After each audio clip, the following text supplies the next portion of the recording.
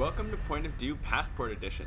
In this series, we interview friends of the podcast that either live in a country other than the United States or have spent an extended period of time living outside of the United States. Our goal is to take our audience on a journey around the world by introducing you to places and cultures you may be unfamiliar with.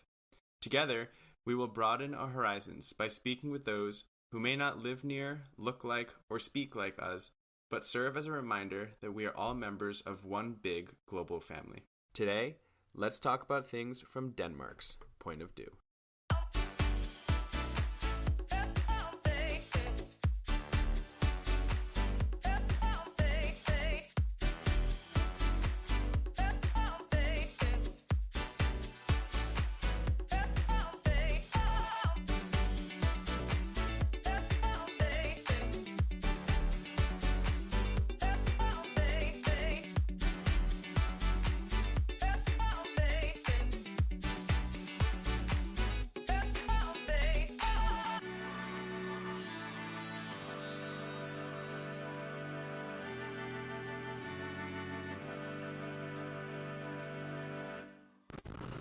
Good morning, Nick.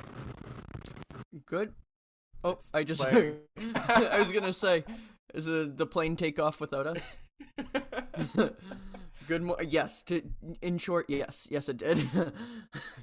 It is 6 a.m. here. I woke up at 5, and it was... I can't believe we were just talking with this. You stayed up till 2. Dan stayed up till 7 and just woke up 10 minutes ago. Like, honestly, it's a miracle we're all here. Yes, nothing short of that. I went to the movies with Claire of episode 31 fame, but it didn't start until 10:45. When was it supposed to start? 10:45. Oh. So it was our fault. But ask us what we saw. What'd you see, Nick? The animated Bad Guys children's movie. So we just thought it was funny that it was playing at 10:45 at night. We thought we'd be the only ones in the theater.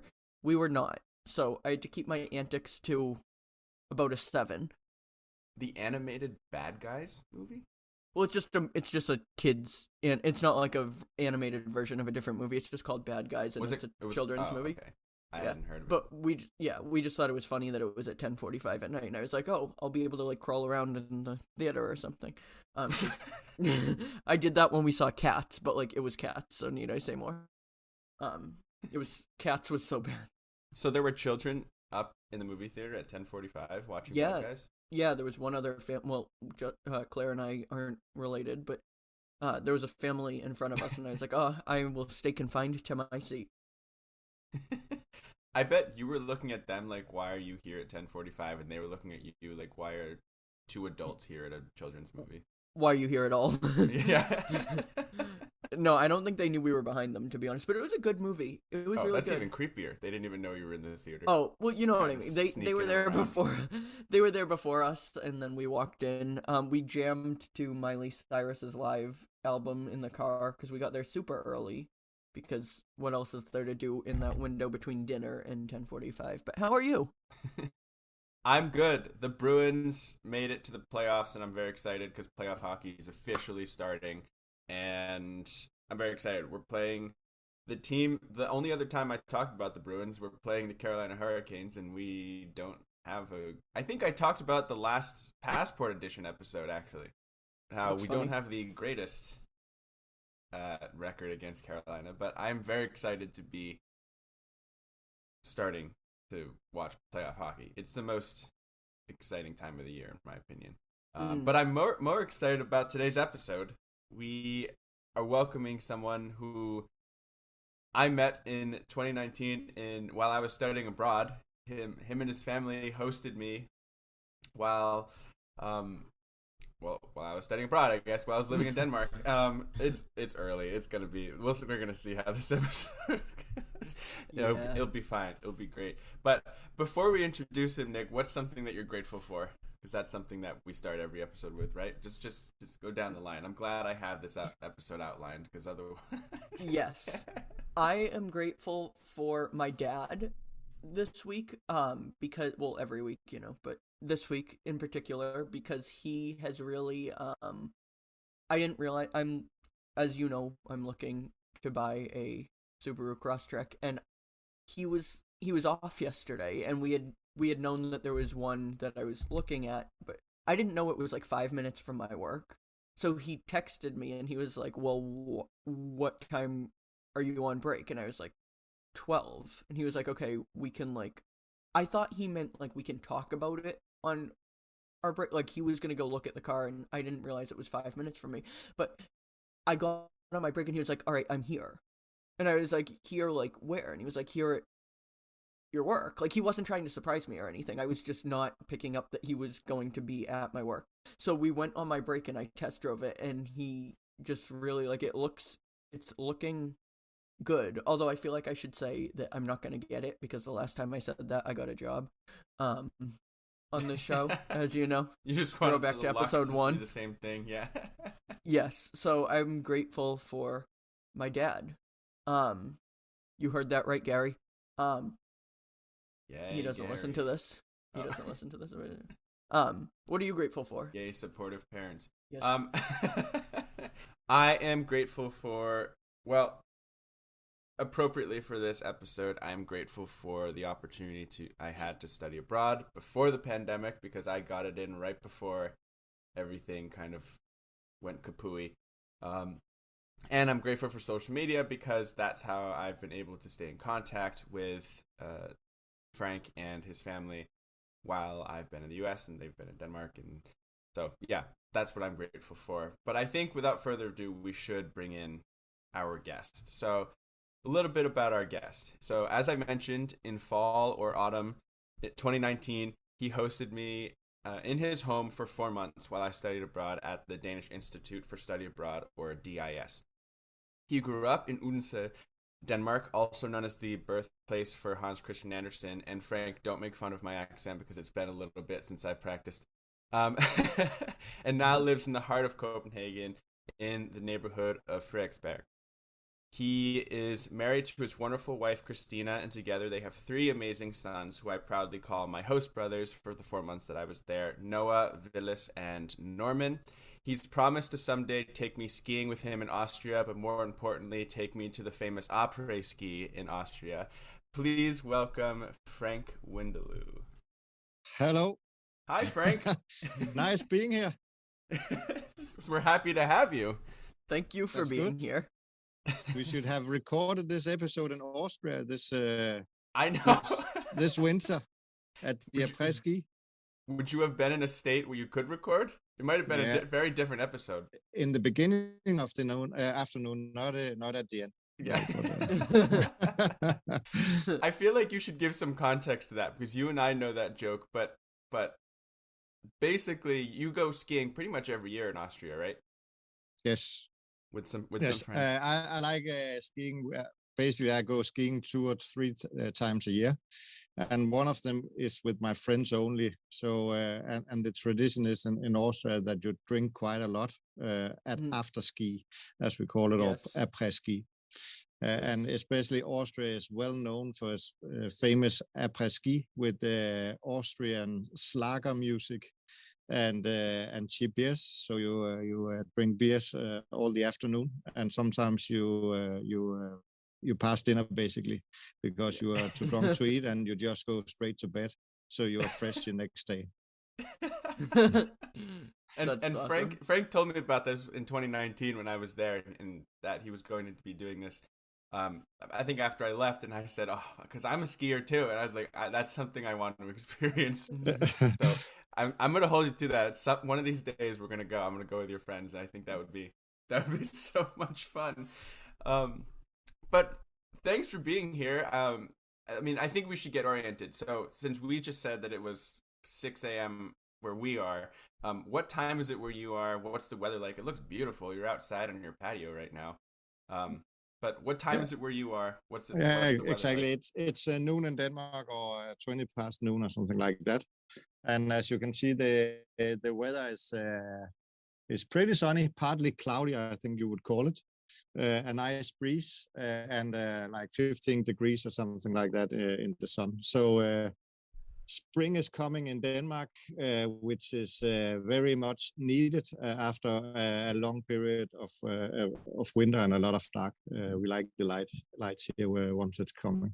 Yes, that was something that I experienced kind of the other side, right? Because I was there in the fall, and when I got there, I got there in August. It was pretty warm. It was actually really warm, and I was surprised because I was like, "Oh, Denmark is the Scandinavian, like, oh, it's gonna be cold, blah blah." But it was actually really warm. But then it did. What's the saying you have, right, about November? How there's actually, instead of 12 months, isn't there like 15, and it's like all November because it's dark and Yeah, exactly. And that's when it starts, the leaves starts falling off the trees or have actually fallen off, and it's just, raining all the time, and it's getting darker and darker, and you just know now winter is coming. So it's an awful time. People just want to go. You start miss the summer. Really feel you miss the summer. You put on long pants again and the winter jacket, and it's an awful time before Christmas comes in December, where people turn on all the lights and stuff like that, and there's a bit of hygge or coziness, yes, you might call it again. So and then February is a really long month too in terms of light, because it will be dark around 3 in the afternoon, and the sun won't come up until maybe 9 or 10 in the morning. So basically you have a very short window of light, and there you are usually working or studying. So basically you don't experience much daylight during that period. So a hard period to get through, I think.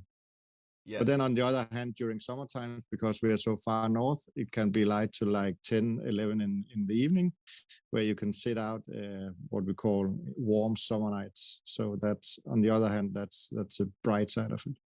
Right. Yeah. I remember when I was there in fall 2019, that was something that I had to get used to, because it wouldn't get light out until about 9 a.m., 9:30. I was like on my way to class or something, and then it would get dark again around 3 p.m., maybe even earlier, and I was like, oh my goodness. Like, it's just, I really had to embrace, and we'll talk a little bit about hygge, the coziness kind of culture that the Danes use to help them through the dark times. But I found that it helps, a nice fire, a nice, good company, things like that. But yeah, that was definitely, I remember, something that I had to get used to as well. Yeah, I was curious. That was going to be one of my questions, was how much daylight you have in a given day. That would definitely be something that I would have to acclimate to. But it's really cool to me, like, just to think that it could be like, I don't know what darkness at 3 p.m. feels like.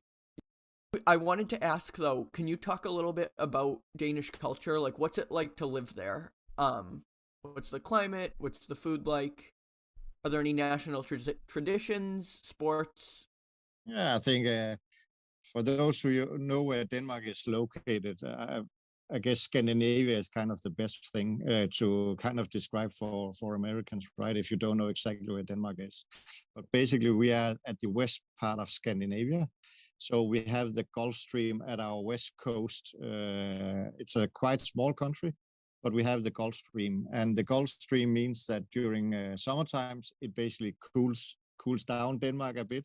And during winter time, it heats Denmark a bit. So it will basically always be, it won't be that many minus degrees, despite the fact that it's dark most of the time. If you had been in a spot or in a land where they have more inland climate, then it would be a lot more snow, a lot more minus degrees actually. But the Gulf Stream keeps us warm during winter and cold during summer. That's so interesting. Okay, I was just gonna say how, but you just explained it. I was gonna say because when I think like daylight, I think warm, and then nighttime, absence of sun. But okay, the Gulf Stream heats. Yeah. Okay. So basically, we have the Atlantic Ocean with the Gulf Stream, and it brings up heat during winter time, and also basically coolness during the summertime. So that's why we have kind of, we call it Liverpool or blurry weather all the time. So a lot of rain, a lot of wind coming in from the west. So really good weather, never really bad weather. It's just all in between. I called it the Danish Grey. Yeah, You know, exactly. I'll come to fully understand that answer around 9 a.m. So you talked a little bit about the climate. What is the food like? And I don't know if you've been to the U.S., but how is it different? How is it the same? Yeah, I think Denmark is basically historical. We are a nation of peasants. We are only like 6 million Danes, so a small country. But traditionally, we have been an agricultural nation, and we still produce quite a lot of both grains, corn, and pigs, especially. We export pigs to all over the world and very known for our bacon, both in UK and Japan, actually. So for each day, I think we have like 5 pigs. So, wow. So 25 million pigs and 5 million Danes. So that's kind of the what we are quite known for as one of the things. The traditional Danish kitchen has a lot to do with pigs, pigs and potatoes. That's like traditional Danish food, and also what we eat at Christmas and stuff like that. But otherwise, I think Denmark has really picked up on the Nordic cuisine, as they call it. I think we have at least 2 restaurants in the top 10 restaurants throughout the world, and lots of Michelin star restaurants, despite actually being quite a small country. So right now, I think the tendency or the trend within finer dining is actually the Nordic cuisine, and that's not a heavy kitchen like the French kitchen with lots of cream and stuff like that, lots of meat, but more a delicate with lots of herbs, and where you use more fish and stuff like that. So quite well known for our restaurants. So we get quite a lot of tourist visits in Denmark due to gourmet journeys and stuff like that. Cool. And then the last part of that question: are there any national traditions or sports, music Danish citizens enjoy? Yeah, I think sports like all countries. That's we call it football. You would call it soccer. Yes. So that's kind of the national sports. Other big sports in Denmark are handball and badminton as well. Those are quite famous sports as well, where we are doing quite well internationally. Oh, cool. So I was gonna say, you said we call it soccer. I call it the thing that I pretend to understand, but I love badminton. I love that game. It's so fun. It's like one of the sports that I can actually play. Obviously, amateurly. Like if I were playing, like I'm not in a league or anything, and if I were, I would not do well. But I love that game. I think it's a really fun sport. Badminton's one of those sports too that's like, when you get in the Olympics, it's like, oh, let's just turn this on for fun, and then you end up staying on it and just like watching because it's just so fast. Yeah, it's always so impressed. And it's also a sport you can actually do during wintertime, right? Because it's played indoors as well. So I think that's also why it's quite big in DK, because you don't want to play soccer during the winter that much. It's cold, wet, windy. Whereas badminton, that's in a hall or a warmed up place where you actually do that sport. Nice. And music, what type of music do Danish citizens enjoy? I think it's all kinds of Western music.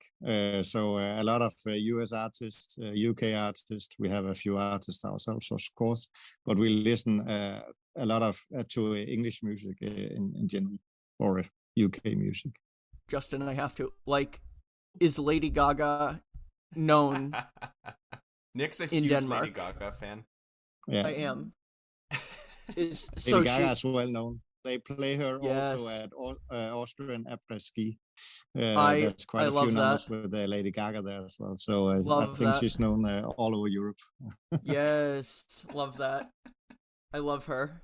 Something unique too about Copenhagen, which is where Frank and where I lived, is that it's called Tivoli Gardens, and it's kind of an amusement park, but you can go. You don't have to go on rides or anything, and you can just kind of go in and work if you want, or do homework, or just kind of hang out there if you'd like. But there are also rides, and in the summer they have a Friday night concert series. And when I was there, they had like Jason Derulo, they had Frank. You can very much critique my pronunciation of it, but the concert I went to, Exactly. Is that it? Yeah. Okay. So I went to her. That she was a really good show. So that's something that's really cool, and that's open to the public. So you don't need to get tickets for the show. You just need to get admission tickets into Tivoli Gardens, into the gardens, and then you can see the show. And that's, Frank, correct me if I'm wrong, a really popular thing that it's really popular. I think this Friday or the next, it will be 50 Cent playing there. No way. Oh, cool. That's right. That's so awesome. I'm sure they will close the gates because there'll be so many people in the Tivoli Garden. And yeah, that's right. He just came out during our halftime show for the Super Bowl. The Super Bowl halftime show, yeah. Yeah. Okay, so this is a question that I wanted to ask. Given that we keep some of the questions repeating on these passport editions, but this one is unique to your episode. So Justin was the first international student that your family hosted. Yes. I'm curious what it was like hosting him, and Justin, what it was like living with a host family in a foreign country. Yeah, do you want to start, Justin, or should I should go first? You can start, and then I'll go, yeah. Yeah. Depending on what you say, I'll... You'll adapt. Yeah. On a scale of 1 to 10, what was your... No, I'm kidding. No. We were very grateful to have Justin. It's something you sign up for voluntarily. So, of course, we would like to have an exchange student living with us. I didn't just show up at the front door, Hello! Exactly. And we had actually wished for a guy because we have 3 boys ourselves, as Justin mentioned in the introduction. So it was, I think, great fun for the kids to have like a big brother. And the reason we wanted a big brother from the US in particular for the boys is for them to get better at speaking English, actually. So that was kind of the idea behind it. And then it turned out that we got Justin, who kind of blended into the family very well. So, of course, we are grateful about that. So actually, it's been such a big success that this fall again, we will have another exchange student visiting us for 4 months. So we are looking forward to that as well. Are they from the US? Do you know where they're from yet? I think most of these students are from the US, and we have particularly wished for an English-speaking student, because that's one of the main reasons we are hosting for the exchange students. That's for the kids to kind of speak more English, and of course to get a bit of US background into our living rooms as well. Cool. Justin, what was your experience? And also, I think it's funny because he said he wanted someone that speaks English, and we always joke on this show that you don't do recreational grammar. But well, I love that. I would hope I speak English well. You do. That probably wasn't proper English. That was. Oh, good. That was. Wow. Things are looking up. What was my experience like living with the Windeløws? It was, honestly, the match was perfect. It was so much fun. Where they lived was perfect. I was a 10-minute bike ride from DIS, and I biked pretty much everywhere. Denmark is really a big biking culture or cycling culture. It was. I had my own room, which was really nice, but it was also really nice to have people that I could rely on when I had questions about, because I'm living in a foreign country, right? I don't have all the comforts that I'm used to at home. I'm going to be experiencing new different things. The biggest thing was one time when I was cycling from school, I lost my wallet, and that was, a little bit of not even a mini panic attack, but like a large panic attack, because I had, credit cards, IDs. Luckily, I didn't, I don't know who keeps their passport in their wallet, but I didn't have my passport in my wallet. But, that was just, it was panic. And Frank and Christina were like, it's fine. You can use, one of our our cards in the meantime before you get your new one. And they something that they said too was they also, talked me down like good host parents should, just like, it's fine, relax, it's gonna be okay. And they're like, it's not like the US. Sometimes people will grab your wallet and they'll find you on Facebook or message you or somehow and say, hey, I have this, it'll happen. I'm thinking, the typical American New York mindset of, no, they're going to take everything that I own and then they're going to throw the wallet out to the wolves. But lo and behold, 24 hours later, I got a message on Facebook saying from someone who had grabbed my wallet and said, hey, Justin, I think I have something of yours. And we went back and forth and I got my wallet back with everything in it. So that was something that was really helpful. I also just liked being a part of their family. And like Frank kind of said, and I it seems like the sentiment was mutual. The match was perfect. I mean, on days when I was stressed, it was nice just coming home to three.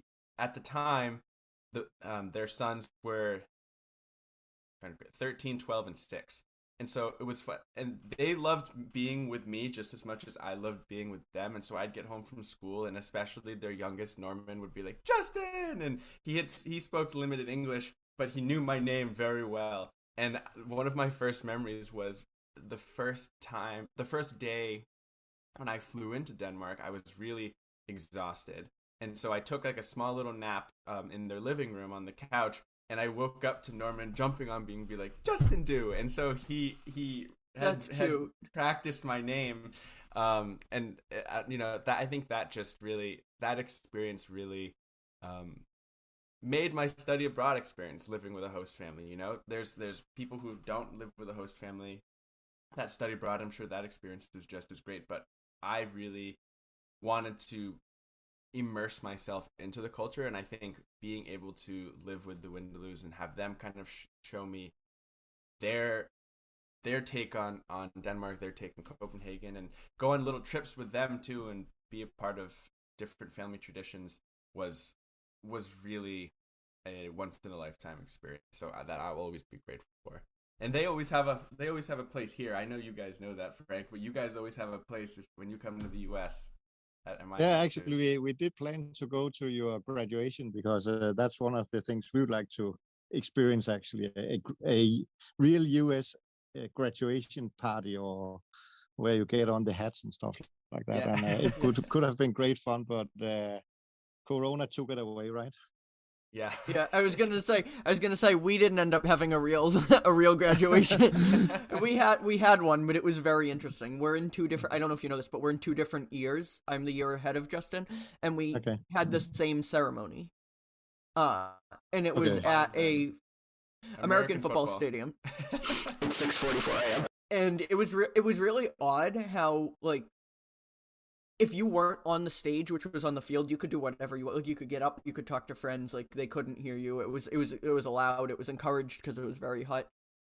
Let's talk about Denmark again. Yeah. So part of what Frank kind of alluded to when he was talking about kind of the dark season and the winter times when it can be kind of cold, or I talked about the Danish gray, is there's a concept called hygge, which can loosely be translated to cozy. Into English. And so that's something that I really embraced when it was explained to me, kind of the whole concept of what hygge is. And so, Frank, I was wondering if you could talk a little bit about what hygge means. I know it translates to cozy, but what is the culture behind hygge? Yeah, you can say the culture behind hygge or coziness is basically, in the cold month, the grayish part of the season, then Danes, they just love to come together with friends and family, sit indoor, put on candle lights, maybe have a piece of cake or something like that, or a glass of wine, a beer, warm wine maybe with different spices in them, and just sit and play games, maybe in front of the fireplace or the stove, and just be together and cuddle in maybe a sweater, a warm sweater or something like that. So where it's soft and nice, and it's the opposite of the harsh weather outside. So I think that's something every Danes like, and they like their spare time with their hygge, and the get together part there. And also, Friday afternoon, if you go to Copenhagen, you will see all students hanging out with their friends, having beers, hygge with beer. Alcohol is a huge part of the Danish culture, and it's not like in the US where you start drinking rather late. Already now, I have discussions with my son, who is only 15. When can I start to drink a beer stat? So the alcohol culture in Denmark starts a lot before. I know you experienced it, Justin, when coming here. People when they are 18 in DK, they go out and drink and have hygge with their friends over beers. Also in the city, you're allowed to buy beers in the city once you turn 18 in DK, where I think you start at 21, right? So legally, yeah. Yeah. Yeah. But... Right. Yeah, right. Because I think I was 20, maybe 19. No, I wasn't 19. I think I was 20 when I was there. And yeah, so, legally I hadn't, drank anything in the US. But yeah, in Denmark, right? And I think is it when you turn 16, you're allowed to purchase beer in supermarkets. And then hard alcohol is when you turn 18, to like yes. spirits, liquor, things like that. Yeah, and that's just a European thing in general. In the United States, we kind of make it taboo, but I do kind of like how in Europe, and especially Denmark, what I experienced, and Frank, what you're talking about, is it's not a taboo thing, drinking. It's talked about. It's like, just be smart, but yeah, exactly. I think we start a bit too young though. Because once the kids start turning 15, 14, even sometimes they start to get interested, and it would just be easier if there was kind of a common culture around drinking. That's something you can start doing maybe when you turn 17, 18 or something like that. So I think they start a bit too early in Denmark, but the part where they are gradually taught how to drink or behave while drinking, basically, I like that part a bit more free. Whereas when you turn 15, you can go to prison, basically. So then it's your own responsibility to learn to start drinking as well. Yeah, that makes a lot. I think that makes sense. How is Noah? Is he doing well? Yeah, he's doing quite. He'll go to boarding school next year. So actually, he has a few exams next week, and then he has the summer holiday, and then he will start at a boarding school for a year. So that's fine. That's exciting. How far away will he be from home? Actually, I think it's 3-4 hours by car. Okay. So not that long, but it's still so long that he won't come home every weekend. Sure. Sitting with his mom and dad. Yeah, quite excited. It's a boarding school where they are very focused on doing outdoor sports, so canoeing, mountain biking, stuff like that. So cool. And while we're on it, how's Villas? How's Norman? How's Christina? How's everybody else? I think they're all doing quite well. Both Norman and Villas, they are away at the Boy Scout camp this weekend. So okay. I've been home alone because Christina's been at a spa or something like that with a girlfriend. So some sort of present. So I've enjoyed myself. I went fishing last night. Oh, nice. See if I can catch a few fish, but no luck there. I'm sorry to hear that. Yeah, we'll get him next time. So my next question. So the language spoken through Denmark is Danish, but most Danish adults, I've been told by Justin, know pretty good English. Yeah. How did you learn English yourself? I'd love to say I've been a great student at school and I've learned all my English there, but that's not the truth. I think the reason most Danes speak Denglish the way I do. We are not that good at English, but I think you can at least understand what we are saying is because traditionally we have learned Swedish and German in school, but as you know, when I was at school, I think we had English from like fifth or sixth grade maybe, but now the kids they have English from when they start school, I think. Already from preschool they start English at Oh, school. cool. Cool. And then we work. We are a nation of only 6 million people, so we simply need to speak a second language as well, because otherwise we wouldn't be able to kind of navigate internationally. Like at my job, we have lots of foreigners working there as well. So you can't really do without being able to speak some sort of English. At most jobs, you simply need to speak English. Most manuals and stuff like that doesn't always come in Danish, so you need to be able to read English as well. And most TV series and stuff like that we watch, it's English movies or UK movies, series, etc. Where you so it's subtitle, so it's not. I don't even know the word when they kind of put Danish on top of what they're saying in the movie. Dubbed. It's dubbed over in Yes, English. Right? yeah, exactly. They don't do that, so we basically hear the original. Then there are subtitles, so you kind of listen to English all the time. You hear English all the time. So I think that's you're just kind of forced to to speak and listen to English. Yeah. So naturally, we have embraced English, and German and Swedish is not a big thing anymore, which were traditionally the big languages to learn, because that's our neighbor countries where we have most trading with Germany and Sweden. But nowadays it's English. Cool. And on that topic of American culture, this is one of my favorite questions, but what is something about American culture that you living in Denmark might find interesting, or the part that I like about this question is, what's one part about it that you would find strange? I think so many things, right? Where to start? No. Yeah.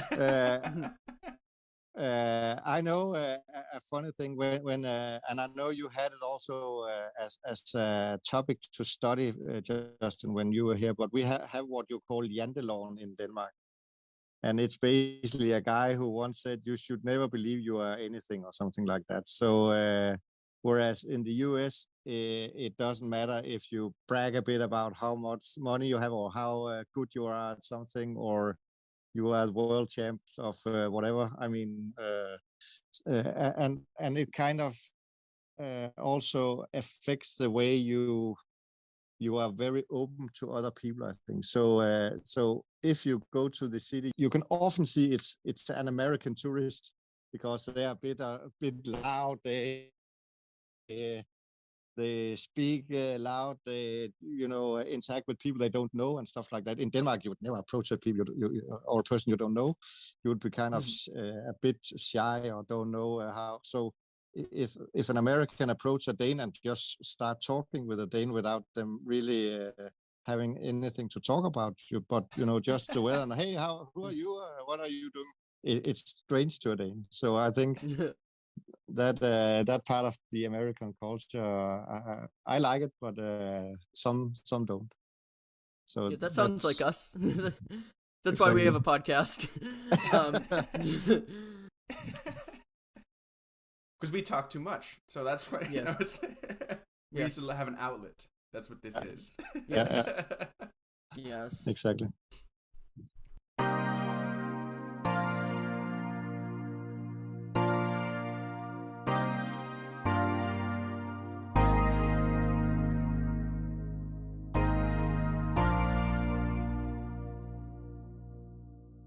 So let's pivot a little bit, and this is something that I am kind of interested in, and I think our audience is interested in when learning about different countries, is the style of government.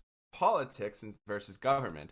When just to put into context, when I got to Denmark, either a week before or a week later, Donald Trump said he wanted to annex or purchase Greenland, which is owned by Denmark. And so that was a very interesting time to be in Denmark as an American, because all the Danes were like, what is this guy think he's doing? Like, what is it? I don't know if you remember that, Frank, but we were like, what is happening? And I think actually the Nick, have you heard of like the Trump balloon that was like, it was like baby Trump? Yes, that, like, the big baby around in a diaper. It made it to Copenhagen when I was there, and I was like, what is happening?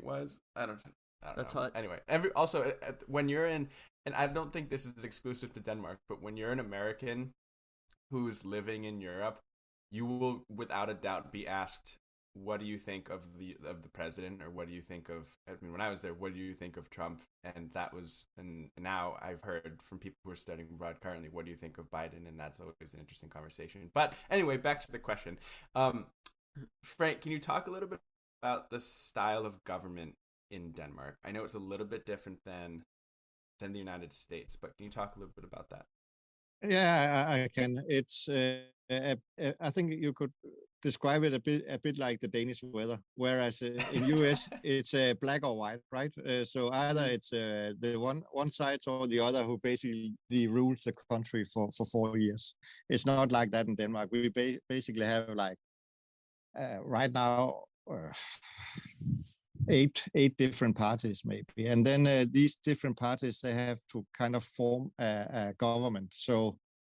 So they have to discuss or basically agree on what should the direction be for Denmark, where they kind of discuss, of course, based on how many positions or mandate they have within the Folketing, as we call it, or that's like parliament, right? That's your parliament. Yeah, our parliament. So our parliament consists of 189 seats or something like that, and then those who can basically form a majority government. So it's sometimes 3-4 parties hooking up and say, now we are ruling the country because we have the majority of seats, and we basically agree on how to rule this country for the next 4 years, and we hold each other on different promises. So we kind of discuss and takes everyone's or the majority's opinion into consideration and form a government.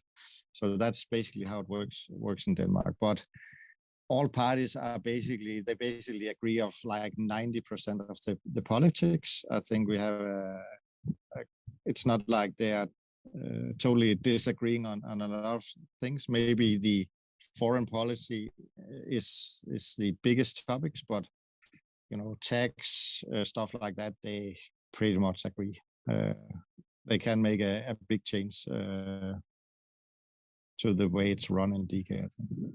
I was going to say, since you say that most of the parties agree on 90% of the politics, what are those hot button issues, those issues that are usually debated? You said foreign policy. Are there any others, or anything specifically that you can kind of remember? Yeah, I think it's a foreign policy, and then migration. How many foreigners should we take in? How much can a country of 5 million actually save the world? And how should we basically treat those who come to Denmark and don't behave? Should they be sent home? Or should they stay, and we should try to kind of make them behave? So that's kind of what's being discussed. So the immigration politics, and then of course tax. How much tax should we basically pay? Where some believe we should pay more tax and some less, but basically we end up paying a lot of tax no matter how we put it. I think we are one of the heaviest taxed governments or countries in the world. Interesting. As Americans, we can't relate to the migration conversation at all. We don't have that issue. He's kidding. I don't know. I want to reiterate. So in Denmark, Frank said that there are about eight political parties, more or less. And I think that's, just as someone who's just interested in politics, I didn't study it or anything, but I'm interested in, I think that's a really interesting system versus the United States kind of two big parties. Yes, there are more political parties, but I think that's really cool because if you want a majority, you have to work together with other parties, and I think that's, I'm sure Frank, you would dispute this, but I think that helps to make a parliament, a Congress, or a government function better than if you have one side fighting the other. And I don't know. So I think that's really interesting. And when I learned about that, when I'm living there, I found that to be an intriguing thing that I. Yeah, the parties with the biggest power is basically those who could join with both sides, right? So there's always the extreme side of the parties, but those who have the most power is basically those who can cooperate with both parties, you could say, because then they tend to get most influence on which politics we have. So it's always the middle or the grayish who will who tend to win, right? The gray politicians, exactly. The Exactly. the moderates, as you would say in the U.S. So, as we come toward the end of this episode, I want to say that the majority of our audience resides in the United States. So, before we open it up, what is something about Denmark that you want to share that you haven't had the opportunity to already, that Americans might not know about the country? I don't know if you know, but we still have a queen in Denmark. She don't have any real power, so it's more a tradition that we actually still have a queen and a prince. We used to have a prince and a queen, and she has a son who will take over and become king, married to an Australian lady called Mary, and they have beautiful kids as well. So they live not too far from us. I think we can almost see there. They live in the center of Copenhagen, and you can actually go all the way up to their residence and see where they live. Of course, there will be guards there with smaller guns, but you can actually go right up to where they live. I think that's quite interesting. I see lots of tourists visiting that place.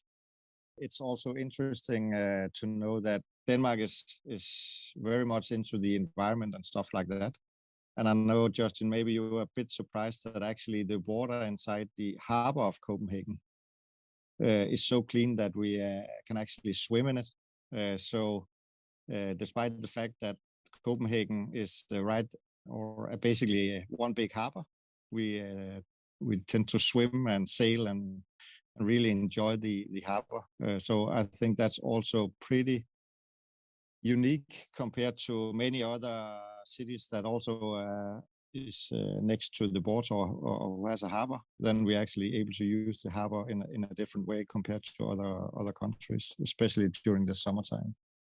I think that's nice. Absolutely. And Nick, to give you context, imagine swimming in the Boston Harbor. Oh. his noise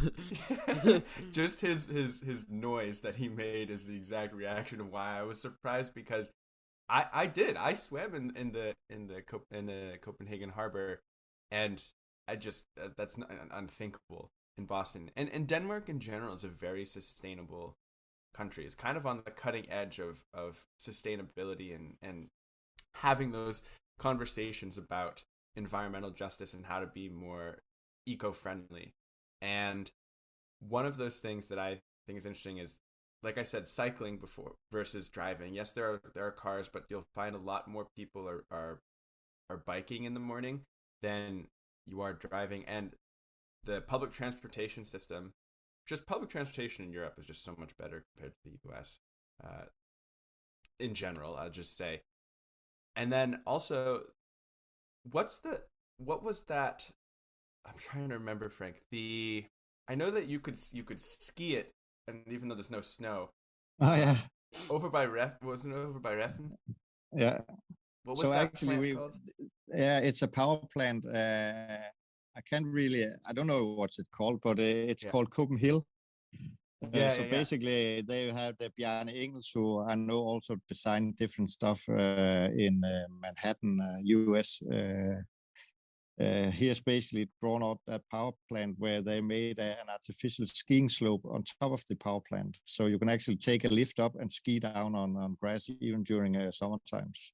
So I think that's quite fun. And actually it's centered very, very close to Copenhagen. So you can bike there in like 15 minutes or something like that.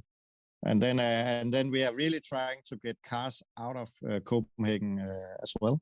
The local government makes it more and more difficult to park cars, more and more expensive to have cars actually in the city center, and do a lot to develop, as you say, public transportation. So it's much easier to actually be in the city by public transportation or by bike.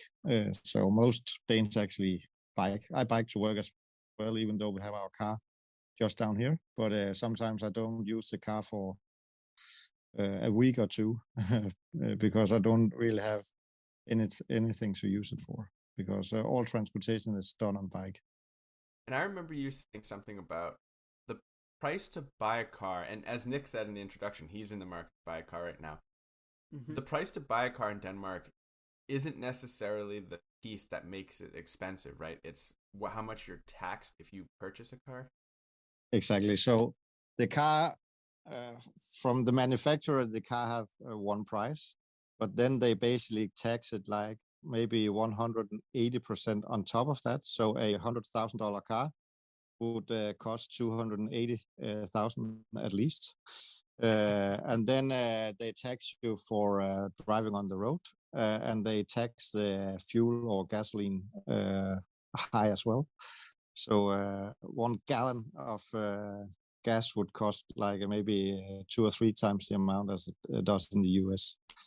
And we have to buy that for our krona, which has already been taxed 65% of the last earned krona. So we are heavily taxed.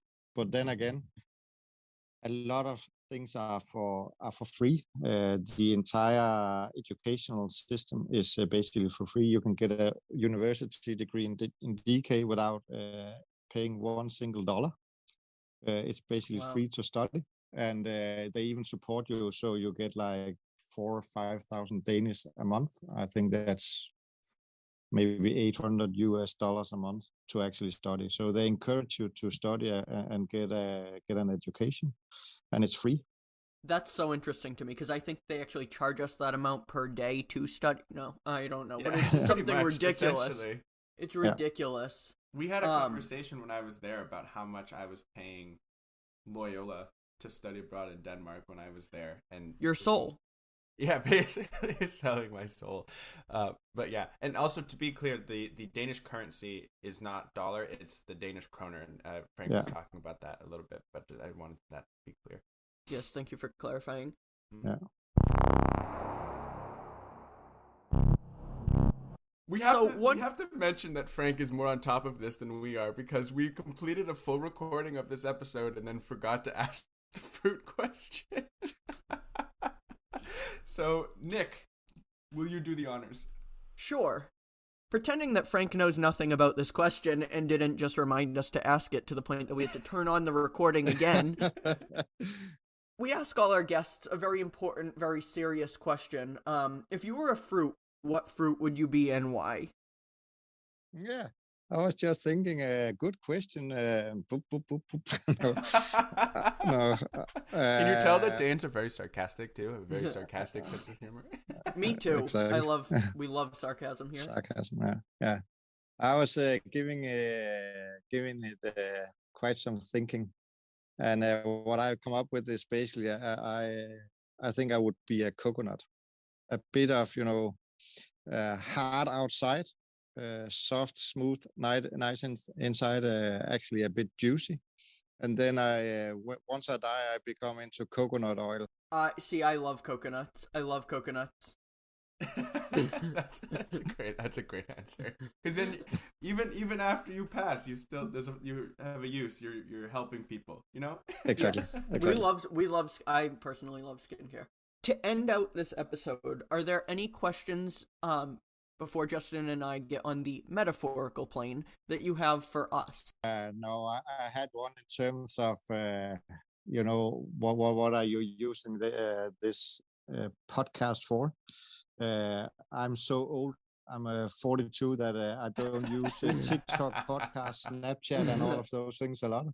So I'm fairly new to the podcast thing as well. But now I think I have to start listening. But basically, what's your thinking or a motivation behind doing this and getting up 6 a.m, looking very tired? Yeah. Oh, come on. We don't look that bad. The Yeah, sun has been rising steadily as we've been Yeah. recording. Nick, do you want to answer that first? Yeah, we are in love with ourselves. No, I'm kidding. I'm kidding. That's not why we do a podcast, although you've made that joke before. Just honestly, Justin came to me and he was like, do you want to do a podcast? And I was like, yeah, I do. Like, I've always wanted to host a show, be it interviewing people or, just talking about daily topics. Sometimes we have really serious ones and important social justice issues. Sometimes talk where would you rather, or talking about other wild concepts, or just our passions, honestly. I did a whole episode of Lady Gaga, episode 30, for those that want to, let me plug that real quick.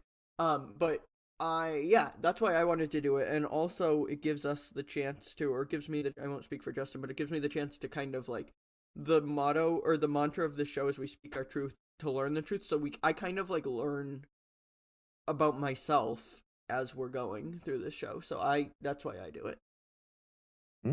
I think for me, part of the reason why, and I've said this on the show before, I wanted to have start a podcast is, one, I think something new. I wanted to try something new. And two, when I graduated from Loyola, it was a weird time in my life personally. It was, okay, I've been a student all the way until graduating college. Now what am I going to do with my life? One.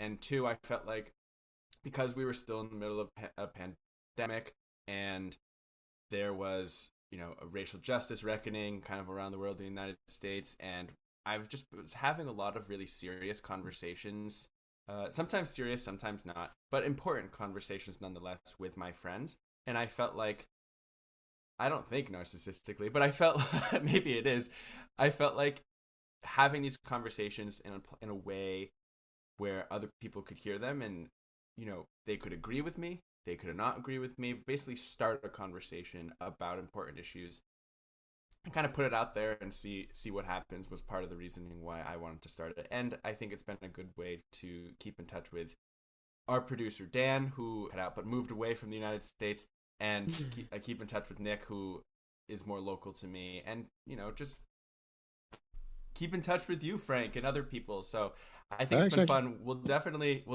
I know the link I sent you said didn't work, but we'll definitely send over a link that does work so you can listen to some episodes, and you'll be able to hear this one too, of course. Sounds great. Frank, it's been so nice seeing you again, hearing your voice. I'm glad you're doing well and your family is doing well, and Christina's on her spa weekend with the girls. But thank you so much for being on the show. I really appreciate it, and for just catching up and letting our audience learn a little bit more about Denmark. So thank you. Yeah. Of course. Thank you for taking me in. Of course. Thank you for being here. And so, as always, my name is Justin Dew. And my Justin is Nick Gervasi. And you can reach us at our email, pointofdewpodcast@gmail.com, or by sending us a voice message on our website, anchor.fm/pointofdew. Follow us on Instagram and Facebook at Point of Dew Podcast, and Twitter at Point of Dew. If you enjoy our show, give us a rating or review in the Apple Podcast Store, or share us with a friend or family member. We really appreciate it and are always grateful for your support. Thank you for listening. We hope you have a wonderful week, and until next time, good night. Of course, because they will carry on. If the other side is a sad story, we'll make good out of it. Because we count the times when we were together. Now we're back again. be the same.